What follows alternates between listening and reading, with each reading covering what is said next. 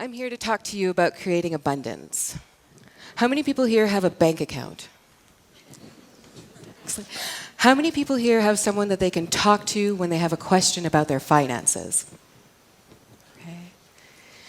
Does anyone here remember the last time when they were at the till and they were putting their card in, swiping it or tapping it or inserting it, and they weren't sure whether or not they had the money to cover the transaction?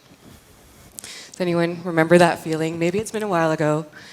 It's a horrible feeling. There's butterflies in the pit of your stomach, your eyes go up to the sky, and you're willing the transaction to go through. Please go through. It's awful.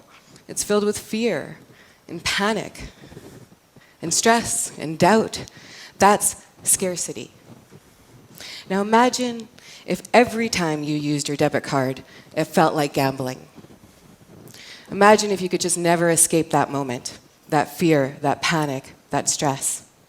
That's living in scarcity. It is a traumatic place to operate from. It's a traumatic place to make decisions out of. It's a traumatic place to try and move out of. But it is doable. We've done it. Most of us are not in that space anymore. Understanding scarcity is understanding the head and the heart connection that we have in our relationship to our money, both as individuals and as a culture. Understanding scarcity is understanding that poverty is a context. It is not the result of individual choices. Poverty is a background. It is a landscape. It is a setting. It is a very costly and dangerous framework of which scarcity is its most endemic outcome. We can fight scarcity.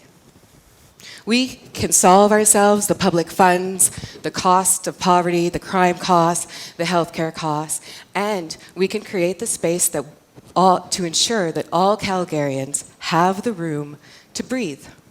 So how do we do this? How do we create more abundance? Well, I think there's many ways, but today I'm going to outline just a couple of principles.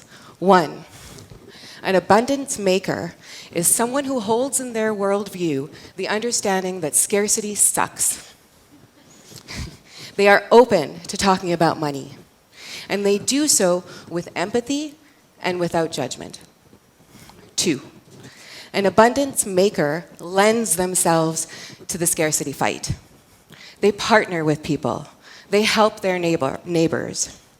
They help people file their taxes. They help people navigate their debt and credit options. They help people access benefits. They help people figure out the system and move out of that moment. Three, abundance makers reject the notion that there is not enough for all. There is enough for all. And together, we can all be abundance makers, and we can completely eliminate poverty and the fear that comes along with poverty from our city and create much more room for love. So join me in being an abundance maker. Thank you.